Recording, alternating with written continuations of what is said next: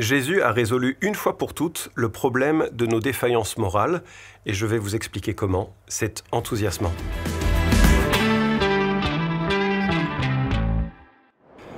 Dans la vidéo précédente, nous avons vu que nous avons un problème. Nos pensées, nos paroles, nos actions sont souvent égoïstes et parfois blessantes. Et cela génère ce sentiment un peu diffus de culpabilité, parfois de honte, ou en tout cas de mal-être. Et on ne sait pas toujours identifier d'où cela vient. Et cela crée non seulement un sentiment de dette vis-à-vis de nos proches, lorsque nous nous comportons mal, mais certainement vis-à-vis d'un Dieu saint.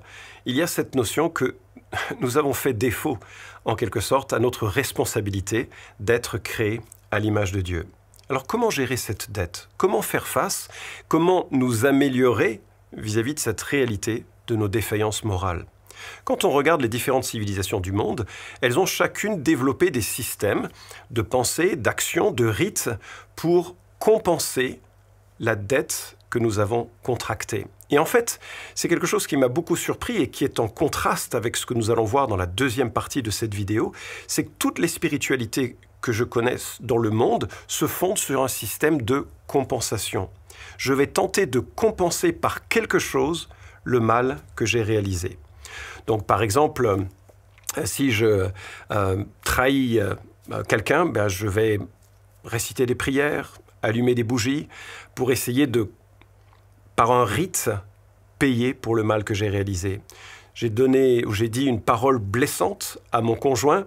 Le lendemain, je viens avec des fleurs ou du chocolat pour essayer de compenser et rattraper la relation brisée. Ou bien, si jamais je réalise quelque chose de mauvais, je m'engage très fortement à ne plus le faire. Et pour un certain nombre de personnes, la souffrance est même méritante. Et si je souffre, je me dis, quelque part, je paye auprès des divinités ou bien dans certaines pensées liées au Nouvel Âge ou aux spiritualités orientales, je paye par ma souffrance le mal que j'aurais pu faire dans des vies passées. Et donc, tous les systèmes que je constate dans la gestion du mal sont des systèmes de compensation. Et on comprend ces réactions parce que, en fait, l'ensemble du fonctionnement de notre monde se fonde sur un système de compensation.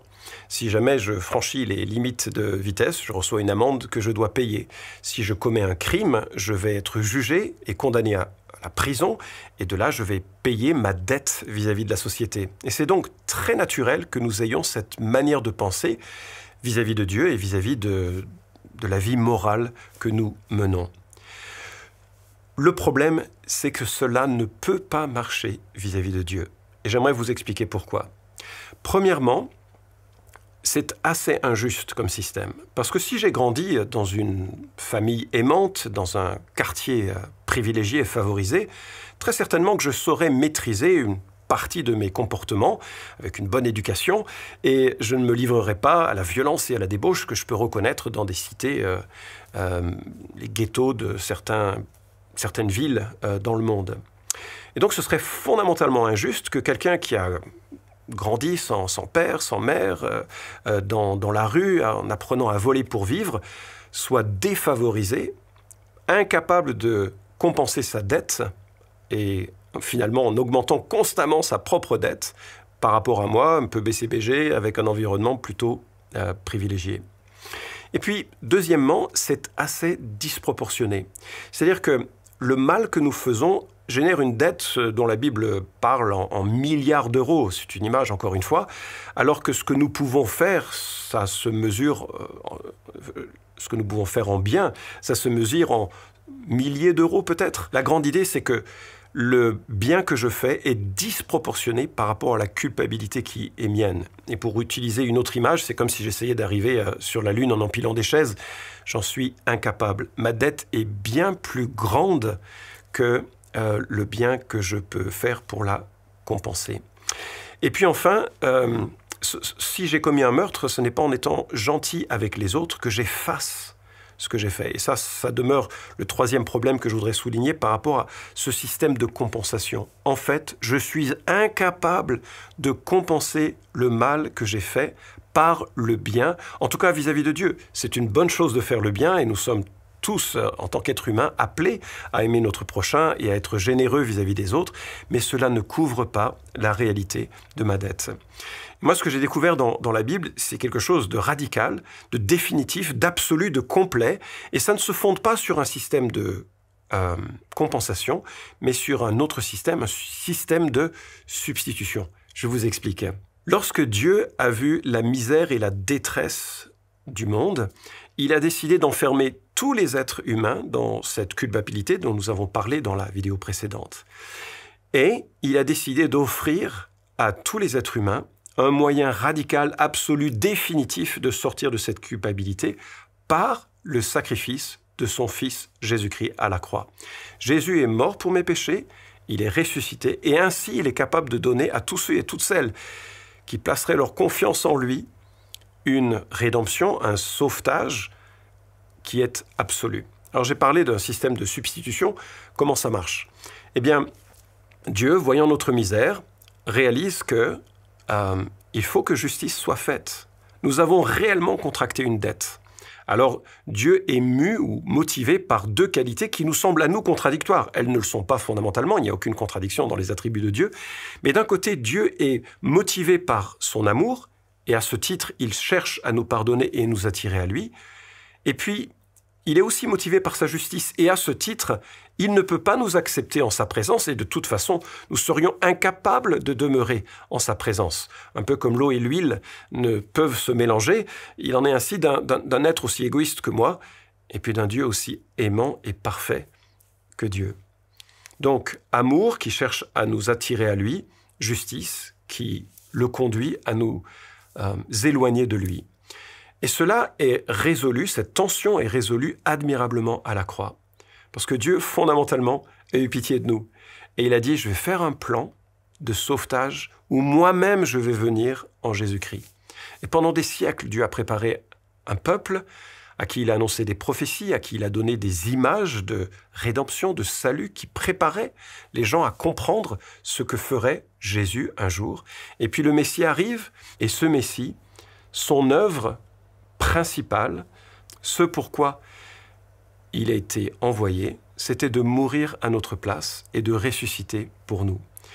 Et voilà ce qui se passe. Lorsqu'il meurt sur la croix, Dieu le Père, qui est en colère contre moi, contre mes péchés, et, si je peux me permettre, contre les vôtres, place sur Jésus-Christ toute la juste condamnation que je méritais. Et lorsque Christ meurt à la croix, il paye pour mes fautes passées, mes fautes présentes, mes fautes futures. Ainsi en est-il de tous ceux et de toutes celles qui réalisent leurs besoins de rédemption et placent leur confiance en lui.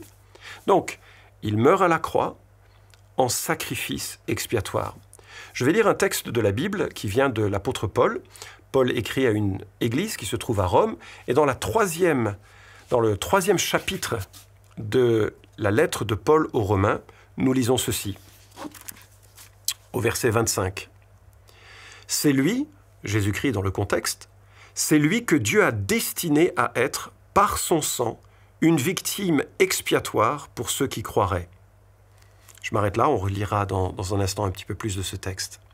C'est un petit peu technique comme propos. Il nous est dit, c'est lui que Dieu a destiné à être, par son sang, une victime expiatoire. C'est quoi une victime expiatoire? C'est exactement ce que je viens d'évoquer. C'est un bouc émissaire. C'est quelqu'un qui prend à votre place un jugement qui vous était destiné. C'est comme si Jésus-Christ devenait votre frère jumeau en quelque sorte. Il vous représente en tant qu'être humain à la croix. Et Dieu le Père, par amour pour nous, place sur lui l'ensemble de nos fautes. C'est ça une victime expiatoire, c'est ça un bouc émissaire. Lui, il va couvrir nos fautes. Et en cela, il n'y a pas de compensation possible. Je ne peux pas compenser pour le mal que j'ai fait, c'est inutile. On a vu que c'était impossible de toute façon, mais c'est inutile. Pourquoi? Parce que Jésus s'est substitué à nous. Il a pris notre place, il a pris notre péché, il a pris notre jugement, et il offre maintenant un pardon gratuit qui est complet. Alors est-ce que c'est pour tout le monde? Non, c'est pas pour tout le monde. D'ailleurs, on l'a vu dans le verset que j'ai lu, puisqu'au verset 25, il y dit « pour tous ceux qui croiraient ». Et d'ailleurs, dans le texte qui précède, voilà ce que nous lisons. au verset 22, « C'est la justice de Dieu par la foi en Jésus-Christ pour tous ceux qui croient. » Il n'y a point de différence. Tous ont péché et sont privés de la gloire de Dieu, et ils sont gratuitement déclarés justes par sa grâce, par le moyen de la libération qui se trouve en Jésus-Christ. Ce texte est une densité et d'un espoir formidable. Nous lisons « Tous ont péché et sont privés de la gloire de Dieu ». C'est ce que nous avons vu dans la vidéo précédente. Mais là, au verset 24, « Et ils sont gratuitement déclarés justes, par sa grâce, par le moyen de la libération qui se trouve en Jésus-Christ. » Il y a là la bonne nouvelle de l'Évangile. Nous sommes sauvés gratuitement par un acte définitif de Jésus qui meurt à la croix pour nous. Je ne peux pas payer pour mes fautes. Je suis dépendant du pardon de Dieu. Et Dieu peut m'accorder son pardon parce que lui-même est venu mourir pour les fautes qui me condamnaient. Alors, il y a là une notion importante de foi et de confiance. Ce n'est pas une foi intellectuelle de croire que Jésus existe, qu'il est venu, mais c'est un appui, une confiance fondamentale. Et cela fera l'objet de la prochaine vidéo. Comment est-ce que l'on s'approprie de ce que Jésus-Christ a fait à la croix pour nous? Comment est-ce que l'on répond à cette bonne nouvelle? J'espère que vous le percevez comme une bonne nouvelle. Cette bonne nouvelle que le pardon de Dieu, le sauvetage de Dieu en quelque sorte, est accessible. La 4e vidéo abordera cette question.